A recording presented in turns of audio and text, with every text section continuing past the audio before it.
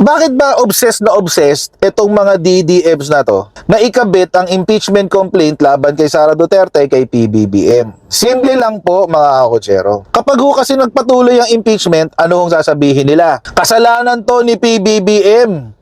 Si PBBM ang nagpa-impeach kay Sara Duterte. Yun ho ang ending yan. Maniwala kayo sa hindi. Yun po yung isang senaryo.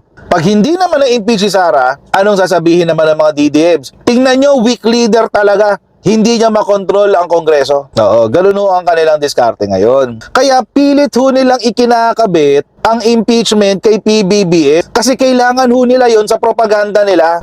Huwag ho tayong madistract mga kakotsero, lalo na po yung mga admin supporters, lalo na po yung mga loyalist at yung mga sumusuporta po sa ating administrasyon. Huwag ho kayong magpabulag sa kalokohan na to ng mga DDMs. Ang totoong issue ho dito ay ang confidential funds si Sara Duterte.